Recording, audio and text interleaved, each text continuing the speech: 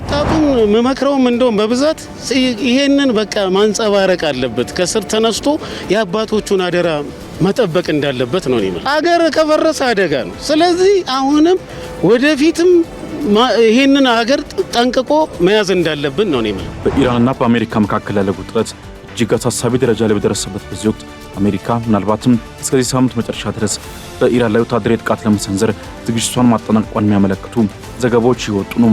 የአሜሪካ ጦር ኃይል ምናልባትም እስከዚህ ሳምንት መጨረሻ ድረስ በኢራን ላይ ወታደራዊ ጥቃት ለመሰንዘር ሙሉ በሙሉ ዝግጁ መሆኑን ለዋይት ሃውስ ማሳወቁን CNN ጉዳዩን ከሚያውቁ ምንጮች ሰምቻለሁ ብሎ ዘግቧል። አሜሪካውያን የህግ መወሰኛ ምክር ቤት አባላት በሩሲያ ላይ የሚደረገው ጫና ይበልጥ እንዲጠነክር ጥሪ አቅርበዋል። በዩክሬን ዋና ከተማ ኬቭ ጉብኝት ያደረገው የሴናተሮች ልዑክ ሩሲያ ወደ ድርድር ጠረጴዛ የመጣቸው ድርድሩን እንደ ጊዜ መግዣ ለመጠቀም ሊሆን ይችላል የሚል ጥርጣሬን በማንሳት ጥንቃቄ ሊደረግ እንደሚገባ አሳስበዋል። እነዚህ ፈሳሽ የተሞሉ ከረጢቶች በዝግታ ያድጋሉ። ምልክቶች ለመታየት ወራት ወይንም ዓመታት ሊፈጅ ይችላል። እንዲሁም እንደ መጠኑና እንደ ተከሰተበት ቦታ ይለያያል። ሰላም ጤና ይስጥልን ውድ የሀገሬ ቴሌቪዥን ተመልካቾች እንደምን አምሽታችኋል። ከሀገሬ ቴሌቪዥን የምሽቱን መረጃዎች ይዘን ቀርበናል። ሙሴ ከበደ ነኝ። አብራችሁን ቆዩም። በቀዳሚነት ወደ ተመለከትናቸው ርዕሰ ጉዳዮች አምራለሁ። የየካቲት 12 ሰማዕታት 89ኛ መታሰቢያ ቀን ታስቦ ውሏል። በዛሬው ዕለት በተከናወነው የሰማዕታቱ መታሰቢያ ሰማዕታቱን ከማሰብ ባሻገር ትውልዱ የአባቶቹን አደራ ማስጠበቅ እንዳለበት ለማሳሰብ እንደሆነም ተነግሯል። አሁን ያለውና ነገ የሚከተለው ትውልድ ከውጭና ከውስጥ የሚመጡ የሀገር ጠላቶችን እንደ አባቶቹ ዘብ በመቆም ሀገሩን ማስከበር አለበትም ተብሏል። ምረት ደግፍ 89ኛው የሰማዕታት የመታሰቢያ ቀን በዛሬው ዕለት ታስቦ ውሏል። የካቲት 12 ቀን 1929 ዓመተ ምህረት ከ33000 በላይ ኢትዮጵያውያን በግፍ የተጨፈጨፈበት ነው። እንግዲህ ዕለቱ ታሪክ እንደሚያስረዳን ዳግም ለሁለተኛ ጊዜ ኢትዮጵያን ለመውረር የመጣው የጣሊያንን ጦር ጀግኖች ብሎ ታሪክ ያሰፈራቸው ሁለት ኢትዮጵያውያን ሞገስ አስገዶምና አብርሃ ደቦጭ ባደረጉት ትግል በመቆጣቱ ምክንያት እንግዲህ እነዚህ 33000 ኢትዮጵያውያን ላይ አሰቃቂ የሆነ ግፍና ጭፍጨፋ ሊደርስባቸው እንደቻለ እንግዲህ ታሪክ የሚያስረዳን ነው ማለት ነው። በመታሰቢያ መርሃ ግብሩ ላይ የተለያዩ መልእክቶች ተላልፈዋል። በዋናነት ከውስጥም ከውጭም የሚመጡብንን ጠላቶቻችንን በፍቅር በአንድነትና በጽናት ቆመን ማሳለፍ እንደሚገባ ከዛሬው ዕለት መማር እንዳለብን ተነግሯል። ይህ ቦታ በጣም አሰቃቂና አሳዛኝ እንደነበረ ለመረዳት ችለናል። ዛሬ የምናስበው የየካቲት 12 የሰማዕታት ቀን በኢትዮጵያ አሳዛኝ ትውስታ ነው። በዚያው መጠንም ሕዝብን በቁጣ ከዳር እስከ ዳር ያንቀሳቀሰ ከመሆኑም በላይ ግፈኞቹን በታሪክ ፊት አንገት ያስደፋ ዕለትም ነበር። ከሁሉ በላይ ግን በእኛ ያለው መልእክት በዘመናት ሁሉ ስለሚቃጣብን መፍትሄዎች አደጋ ሁሉ ተዘጋጅቶና ብቁ ሆኖ የመዘጋጀትን አስፈላጊነት በታሪክ አስምረን ማለፍ ነው። በዘመኑ የደረሰብንን ጉዳት ዛሬ ስናስበው እንዲህ ያለ ተመሳሳይ አደጋ እንዳይከሰት በመዘጋጀት ነው። የዛሬውን የካቲት 12 ቀን የሰማዕታት መታሰቢያ ካከበርን በኋላ አሁንም መጪውን የድል በዓል የምናከብረውም የቀድሞው ጠላትና ወራሪዎቻችን ብቻ እያሰብን ሳይሆን ከዚህ በኋላ ከሚጠበቅብን ሀገራዊ ቁም ነገርን ታላላቅ የትውልድ ኃላፊነትን በመወጣት ነው። ዕለቱ ሲታሰብ ትላንትን ብቻ በማሰብ ሳይሆን ነገንም ሀገርን በመገንባት ሀሳብ ላይ በመጠመድ መሆን እንዳለበት የኢትዮጵያ ጥንታዊ ጀግኖች አርበኞች ማህበር ፕሬዝዳንት ልጅ ዳንኤል ጆቴ መስፍን አክለዋል። ከዚህ ባሻገር ትውልዱ ታሪኩን በሚገባ በማወቅና በመረዳት አባቶች የከፈሉለትን ውለታ መዘንጋት እንደሌለበት ተገልጿል። ሀገሪቱ አሁንም ያሉባትንና የሚመጡባትንን ፈተናዎች ለመጋፈጥ ዝግጁ መሆን ይገባልም ተብሏል። አዲሱ ትውልድ ይሄን ነገር እኛ ብቻ ሳልሆን የጻፍነው ለምሳሌ እንግሊዛዊ ኢራን ባነል የተባሉት የጣሊያን ውርደት የደብረ ብርሃኖስ ጭፍጨፋ የተባሉት በየመጻሕፍት ቤቱ ይገኛሉ። እነሱም በተቻለው አቅም ማንበብ አለበት። ቂም በቀልን በማያነሳሳ መንገዱ ይቅር ባይነት እንዳለ ሆኖ ይህ ነገር ሁሌ እንዲዘከር በነሱ ደም ነው እኛ አሁን ይቺ ሀገር ሆና ልትቀጥል የቻለችው እነሱ በከፈሉት መስዋዕትነት ስለሆነ ያ ነገር ሁሌ እንዲዘከር መደረግ አለበት ኢትዮጵያኖች። ስለዚህ በጣም የተለየ ብዙ እንትን ያለን በአድዋም በየካቲት 12ም በሚያዝያ 7 በጀግንነት ነው ኢትዮጵያኖች በጣም በምንታወቀው በጀግንነት ነው። አገራችንን አናስደፍርም። ጥሩ ወኔነት ነው ያለን ከአባቶቻችን ጀምሮ።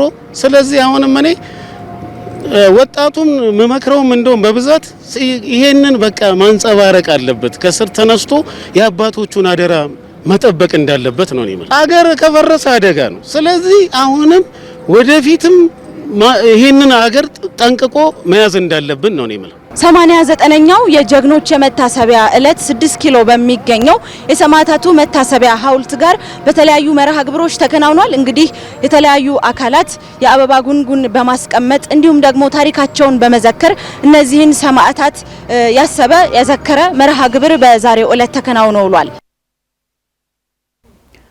ህጻናትን ታሳቢ ያደረጉ የድጋፍ ስራዎች ሊጠናከሩ እንደሚገባ ተመላክቷል። በዓለም አቀፍ ደረጃ ድጋፎች ከመቀዛቀዛቸው ጋር በተያያዘ የሀገር ውስጥ ሀብት ማሰባሰብ ላይ ትኩረት አድርጎ መስራት እንደሚገባ የተነገረ ሲሆን ህጻናት ላይ ትኩረት ያደረጉ 6 ፕሮጀክቶችም ይፋ ተደርገዋል። እስባለው ጋሻው ተጨማሩን አዘጋጅቷል።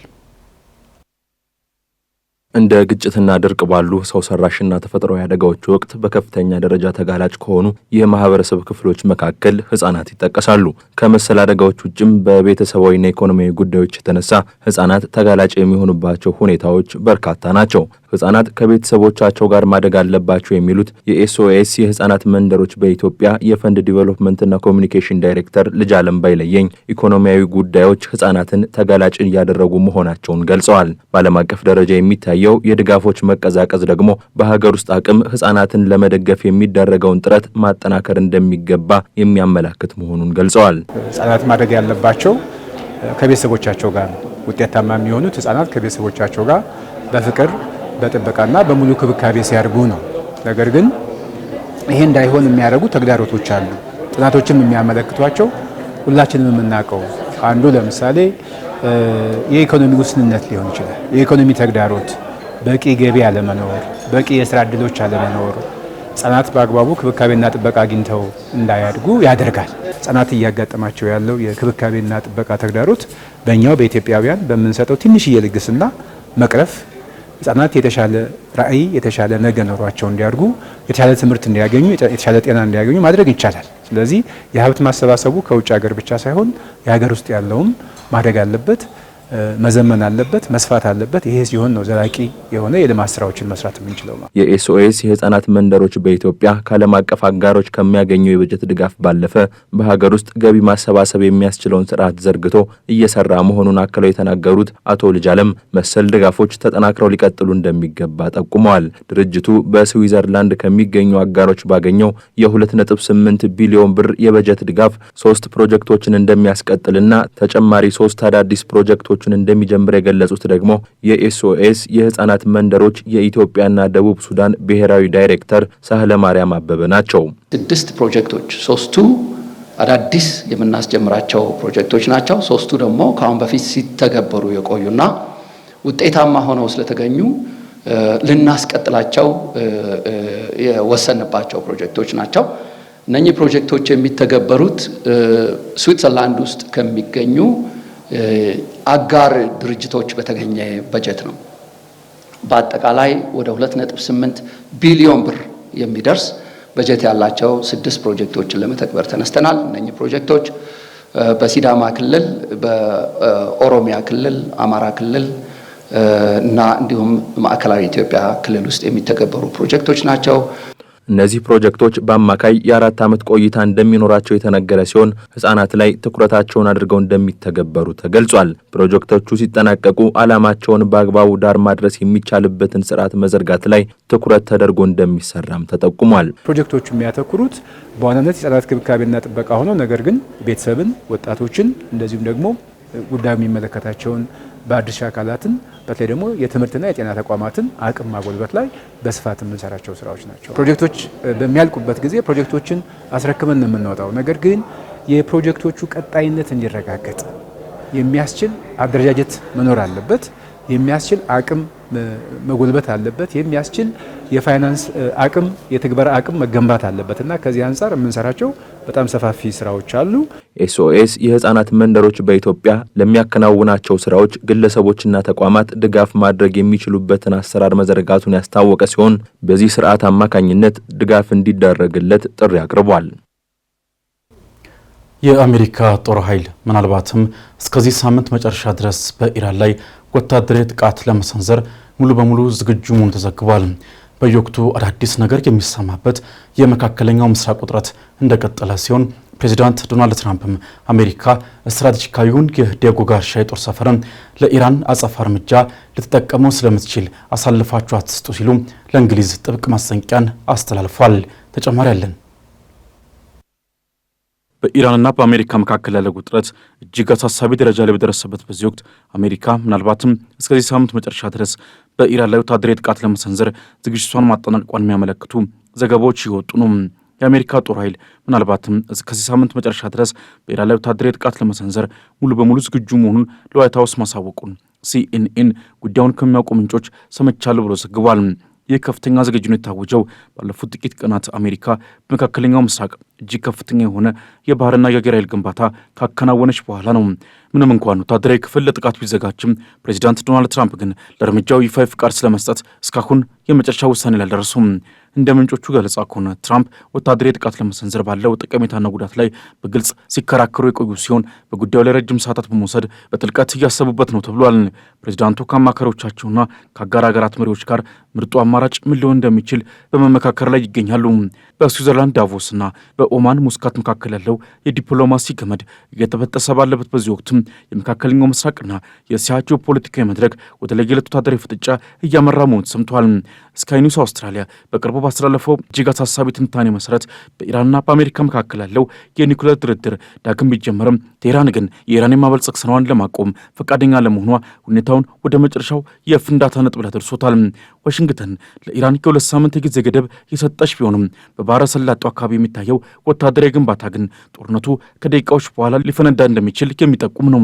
የቀድሞው የስትራቴጂክ መከላከያ ምክትል ጸሐፊ ፒተር ጄንግስ ለስካይ ኒውስ በሰጡት ቃለ መጠይቅም የአሜሪካ የጥቃት እርምጃ ምናልባትም በሚቀጥሉት 24 አሊያም 48 ሰዓታት ውስጥ ሊከሰት እንደሚችል ግምታቸውን አስቀምጠዋል።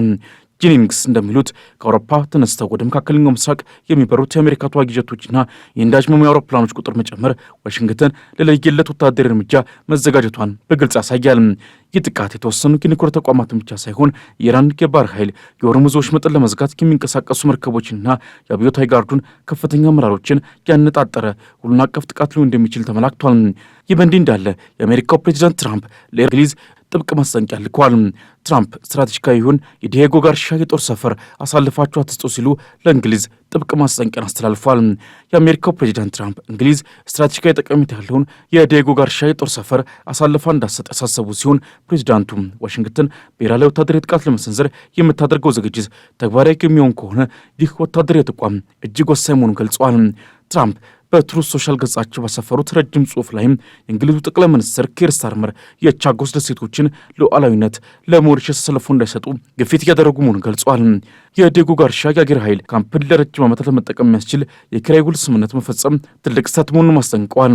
ፕሬዚዳንቱ አክለውም ኢራን አዲስ የኒውክሌር ስምምነት ለማድረግ ፈቃደኛ ካልሆነች አሜሪካ በዲያጎ ጋርሻና በእንግሊዝ ፌርፎርድ የሚገኘውን አየር ማረፊያ ለወታደራዊ ጥቃት ለመጠቀም ልትገደድ እንደምትችል ገልጸዋል። ይህም እጅግ የማይረጋጋና አደገኛ ካሉት የቴህራን መንግስት ሊሰነዘር የሚችለውን ጥቃት ለመመከት አስፈላጊ መሆኑን ጠቁሟል። ኢራን ስምምነት ላይ ለመድረስ ፈቃደኛ ካልሆነች ሊሰነዘር የሚችለውን ጥቃት ለመደምሰስ አሜሪካ ዲያጎ ጋርሻንና በፌርፎርድ የሚገኘውን አየር ማረፊያ መጠቀም ሊያስፈልጋት ይችላል ያሉት ትራምፕ የኢራን ጥቃት እንግሊዝንና ሌሎች የወዳጅ ሀገራትንም ሊያካትት እንደሚችል ስጋታቸውን ገልጸዋል። በመሆኑም ጠቅላይ ሚኒስትር ስታርመር በማንኛውም ምክንያት የዲያጎ ጋርሻን ቁጥጥር ለአደጋ በሚያጋልጥና አስተማማኝ ባልሆነ የ100 ዓመት የኪራይ ውል ውስጥ በመግባት የጦር ሰፈሩን ቁጥጥር ማጣት የለባቸውም ሲሉ ትራምፕ በጽኑ አሳስበዋል። ይህ የትራምፕ ማስጠንቀቂያ የመጣው አሜሪካ በፋርስ ባህረ ሰላጤ አካባቢ ግዙፍ የባህርና የአየር ኃይል ግንባታ እያከናወነች ባለችበትና ከኢራን ጋር ያለው ውጥረት በከፍተኛ ሁኔታ በበረታበት ወቅት ነው። በሩሲያ ላይ የሚደረገው ዲፕሎማሲያዊ ኢኮኖሚያዊና ወታደራዊ ጫና ሊቀጥል እንደሚገባ የአሜሪካ ሴናተሮች አሳስበዋል። ሴናተሮቹ በኪየቭ በሰጡት መግለጫ በሞስኮና በኪየቭ መካከል ሰላምን ለማውረድ የሚደረጉ ድርድሮች ብቻቸውን ዘላቂ መፍትሄ ሊያመጡ እንደማይችሉም ተናግረዋል።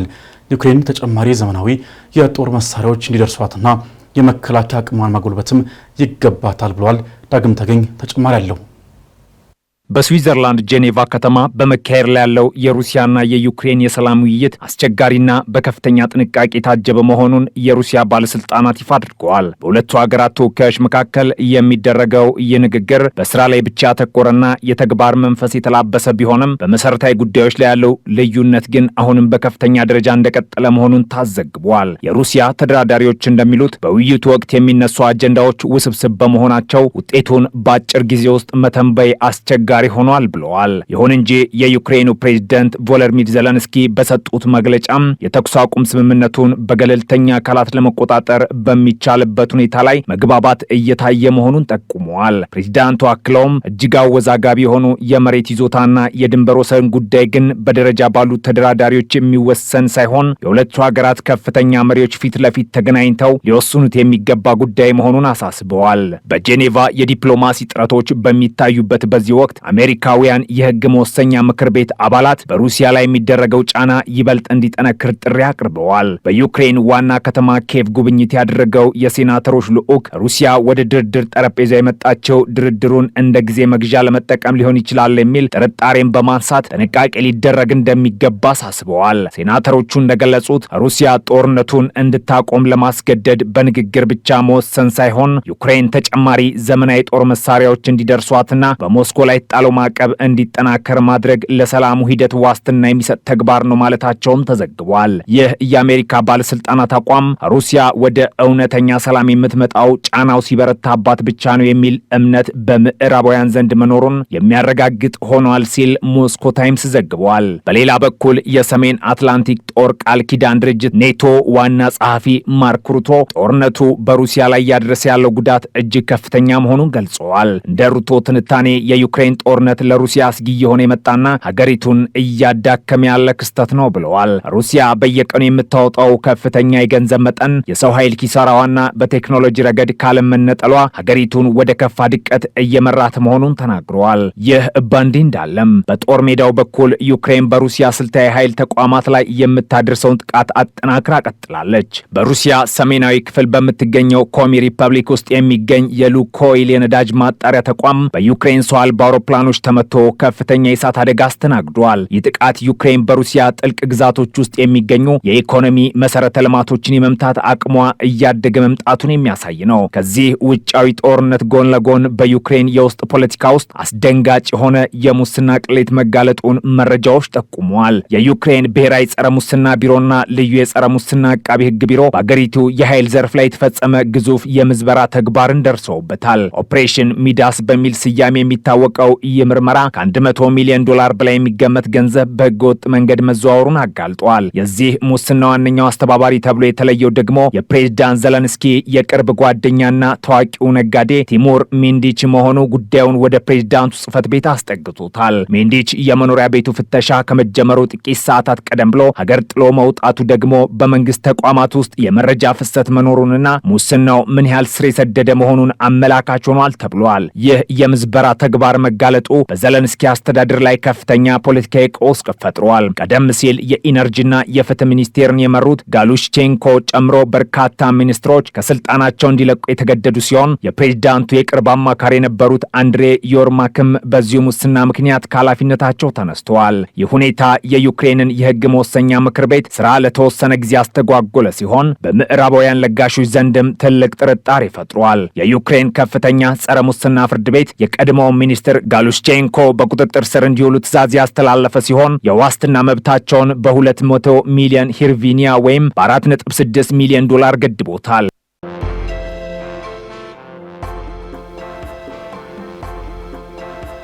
ወደ አጫጭር መረጃዎቻችን አለፍን። የኢቢኤስ ቴሌቪዥን መስራችና ዋና ስራ አስፈጻሚ የነበሩት የአቶ አማን ፍስሐ ጽዮን ግብአተ መሬት ተፈጸመ። ሳር ቤት አካባቢ ከሚገኘው መኖሪያ ቤታቸው ወደ አድዋ ሙዚየም ያመራው አስክሬናቸው በአድዋ ሙዚየም በልዩ ልዩ ስነ ስርዓቶች የክብር ሽኝትና ስንብት ተደርጎለታል። የኢትዮጵያ የሚዲያ ኢንዱስትሪ ባለውለታ እንደሆኑ የሚነገርላቸው አቶ አማን ባደረባቸው ህመም በሕክምና ሲረዱ ቆይተው የካቲት 4 ቀን 2018 ዓ.ም ከዚህ ዓለም በሞት መለየታቸው ይታወሳል። በመጨረሻም ግብአተ መሬቱ ከቀኑ 9 ሰዓት ላይ በጴጥሮስ ወጳውሎስ መካነ መቃብር ተፈጽሟል። ሀገሬ ቴሌቪዥንም ለሟች ቤተሰቦችና እንዲሁም የሟገሮቻቸው መጽናናትን ይመኛል።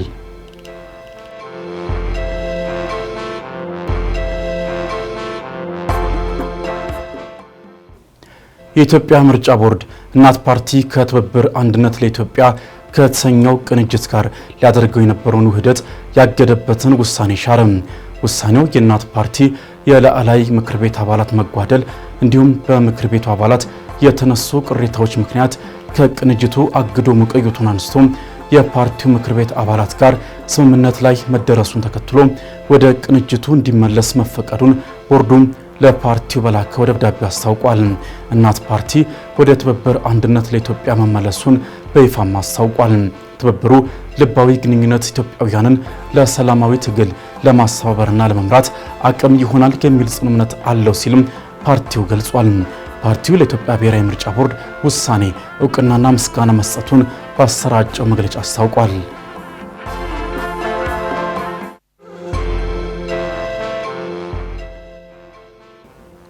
አድዋን የሚዘክሩ ዝግጅቶችን ከአዲስ አበባ ውጪ ባሉ የኢትዮጵያ ከተሞችም ውስጥ የማዘጋጀት እቅድ እንዳለው አብርሃም ግዛው ኢንተርቴይንመንት አስታወቀ። በአዲስ አበባ ውስጥ በዓሉን አስመልክቶ የሚዘጋጁ በርካታ መሰናዶች ያሉ ቢሆንም በሌሎች የኢትዮጵያ ከተሞች ያለውን አከባበር የበለጠ ማሳደግ እንደሚገባም ተገልጿል። ተቋሙ ላለፉት 9 ዓመታት በአዲስ አበባ ሲያዘጋጅ የቆየውን ዝክረ አድዋ ኢትዮጵያዊነት የተሰኘ የኪነ ጥበብና የዲስኩር መሰናዶ ዘንድሮም ለ10ኛ ጊዜ እንደሚያካሂድ ገልጿል። 130ኛውን የአድዋ ድል በዓልን አስመልክቶ የሚዘጋጀው ይህ መሰናዶ አርብ የካቲት 20 ቀን 2018 በኢትዮጵያ ብሔራዊ ቲያትር አዳራሽ የሚከናወን ሲሆን በዕለቱም የኢትዮጵያ ጥንታዊ ጀግኖች አርበኞች ማህበር እናትና አባት አርበኞች ሽለላና ፉከራን በባህል ባንድ ታጅበው ያቀርባሉ ተብሏል። በተጨማሪም የምሁራን ጥናታዊ ጽሑፍና ዲስኩር እንዲሁም በጸሐፌ ተውኔት ተስፋዬ ሲማ የተዘጋጀ አድዋ ቲያትርን ጨምሮ የተለያዩ የኪነ ጥበብ ዝግጅቶች እንደሚቀርቡም ተገልጿል።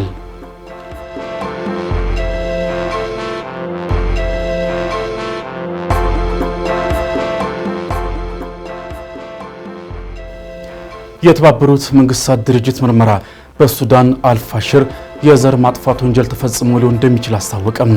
መርማሪ ቡድኑ ባወጣው ሪፖርት የፈጥኖ ደራሽ ኃይሉ ከተማዋን ለመቆጣጠር ባደረገው የ18 ወራት ከበባና ጥቃት በዛጋዋና ፉር ብሔረሰቦች ላይ ያነጣጠረ ስልታዊ ግድያ፣ ጾታዊ ጥቃትና ረሃብን እንደ መሳሪያ መጠቀሙን ገልጿል። ድርጊቶቹ እነዚህን ማህበረሰቦች ለማጥፋት ታስበው የተፈጸሙ የዘር ማጥፋት ወንጀሎች ሊሆኑ እንደሚችሉም ጠቁሟል። ሪፖርቱ እንደ መሐመድ ሐምዳን ዳጋሎ ያሉ መሪዎችን ተጠያቂ ያደረገ ሲሆን ዓለም አቀፉ ማህበረሰብም በሱዳን ላይ የጦር መሳሪያ ማዕቀብ እንዲጥልና ጉዳዩ ለዓለም አቀፉ የወንጀለኞች ፍርድ ቤት እንዲመራ አሳስቧል ሲል አፍሪካ ኒውስ ዘግቧል።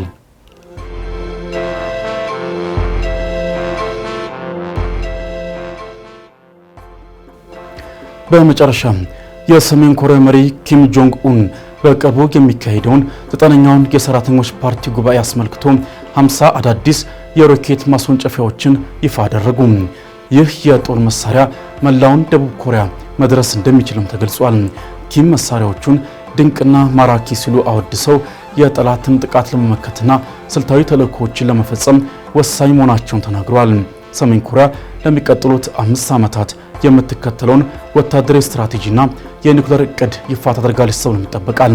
በሌላ በኩል የኪም እህት ኪም ዮንግ ጆንግ ደቡብ ኮሪያ የአገሪቱን ሉዓላዊነት በመጣስ ድሮኖችን ወደ ሰሜን ኮሪያ ግዛት መላኳን በመጥቀስ የድንበር ጥበቃው ይበልጥ እንዲጠናከር አስጠንቋል ሲል የዘገበው አልጀዚራ ነው።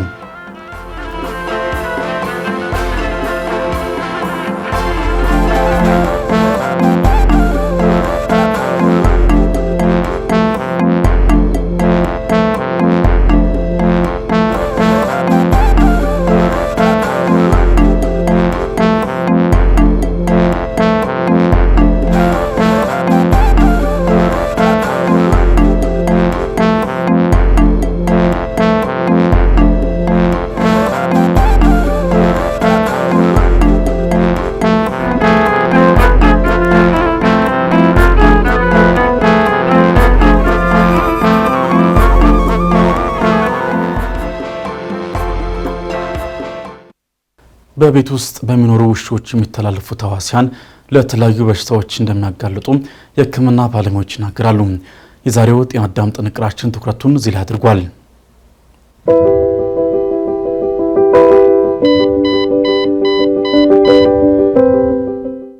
ሰላም። በቤታችሁ ውስጥ ውሻ ያላችሁ ሰዎች ከውሻ የሚተላለፍና ለጉበት ህመም ሊዳርግ ስለሚችል እንዲሁም ቀዶ ሕክምና ስለሚያስፈልገው ብሎም ሞትን ሊያስከትል ስለሚችለው አደገኛ ስለሆነው ሃይዳቲስ ሲስት ነግራችኋለሁ።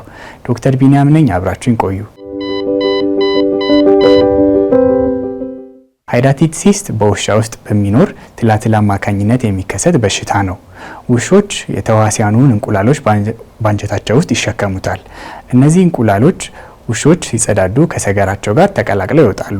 ታዲያ ሰዎች በአጋጣሚ እንቁላሎቹን ከምግብ ጋር ወይንም ከውሃ ጋር ተቀላቅለው ሲመገቡ የሚተላለፍ ሲሆን እንደ ጉበት ወይንም ሳምባ ወደ መሳሰሉ የሰውነታችን ክፍሎች ይጓዛሉ።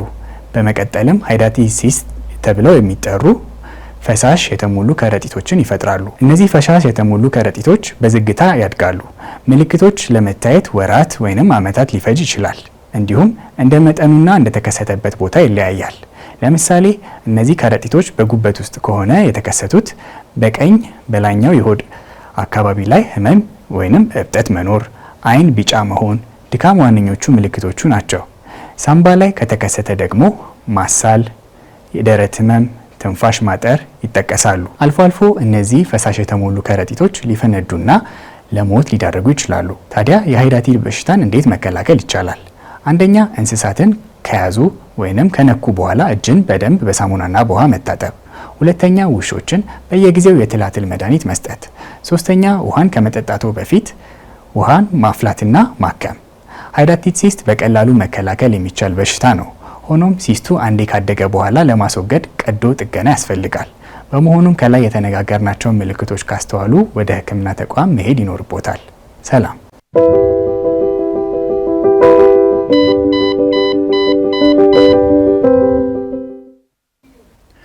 ተሽከርካሪዎች እንደ ሰው ጭንቅላት አላቸው የሚያስብላቸው አንድ ቴክኖሎጂ አላቸው። ይህ ቴክኖሎጂ ሁሉም መኪኖች ላይ ይገኛል። ስለዚህ ቴክኖሎጂ የአውቶሞቲቭ ባለሙያው ተከታዩን ጥንቅር አዘጋጅቷል። ወደ ዞን ለፍ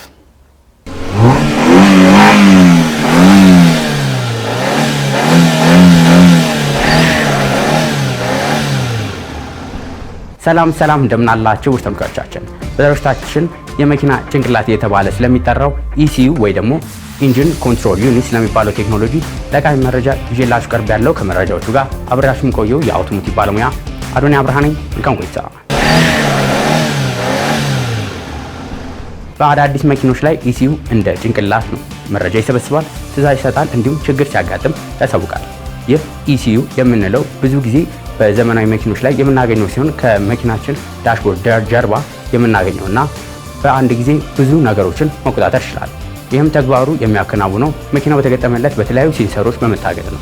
ከእነዚህም ሴንሰሮች ከብዙ በጥቂቱ ኦክሲጅን ሴንሰር፣ ትሮትል ፖዚሽን ሴንሰር፣ ኢንጂን ቴምፕሬቸር ሴንሰር፣ ኤርፍሎ ሴንሰር እንዲሁም ተጨማሪ ሴንሰሮችም አሉት። በእነዚህ በመታገዝ ኢሲዩ ምን ያህል ነዳጅ እንደሚያስፈልግ፣ መቼ መከታተል እንዳለበት፣ መኪናው አውቶማቲክ ከሆነ ደግሞ ማርሽ መቼ መቀየር እንዳለበት የሚያሳውቀን ነው።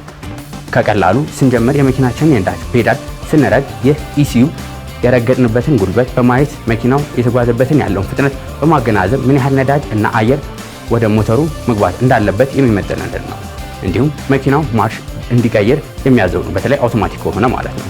ታዲያ ይህ ምን አይነት ጥቅም አለው ካልን መኪናው የተሻለ የነዳጅ አጠቃቀም፣ የተመቸ የጉዞ ሂደት፣ አነስተኛ ጭስ እንዲኖረው ያደርገዋል። ኢሲዩ ታዲያ ሲበላሽ ምን ይፈጠራል ካልን ኢሲዩ ሲበላሽ መኪናው ሙሉ ለሙሉ ላይነሳ ይችላል። መኪናው ቢነሳ እንኳን በጣም ዝቅተኛ የሆነ የመንቀሳቀስ ሂደት ነው የሚሆነው። ወዲያው ሞተር መጥፋት፣ ብዙ ነዳጅ ማቃጠል ልትመለከቱ ትችላላችሁ። ከዚህ በተጨማሪ ደግሞ የመኪናችን ቼክ ኢንጂን መብራት በርቶ ይቀራል። ይህ የመኪና ጭንቅላት በተለያዩ ምክንያቶች ሊበላሽ ይችላል። ከነዚህ መካከል የመጀመሪያው ውሃ ወደ ኢሲዩ ሲገባ፣ ሌላኛው ደግሞ በቮልቴጅ ስፓርክ እንዲሁም በእድሜ ብዛት ሊበላሽ ይችላል። ከዚህ በተጨማሪ በዚህ የመኪና ጭንቅላት ብቻ በውስጡ ሌሎች ነገሮችም አሉ። ኢሲዩ በአጠቃላይ የሚጠራበት ስያሜ ሲሆን በውስጡ ከምናገኛቸው መካከል ኢሲኤም ይባላል። ይህ ማለት ኢንጂን ኮንትሮል ሞጁል የምንለው ማለት ነው። ከዚህ በተጨማሪ ደግሞ ሌላኛው ፒሲኤም የምንለው አለ። ይሄኛው ፓወር ኮንትሮል ሞጁል፣ ይህ ደግሞ አጠቃላይ የመኪናው ሞተሩን እንዲሁም ማርሹን የሚቆጣጠርልን ነው። ስለ አስፈላጊነቱ ይህን ያህል ካልን የኢሲዩ አስፈላጊነት ተረድታችሁታል ብለን እናስባለን።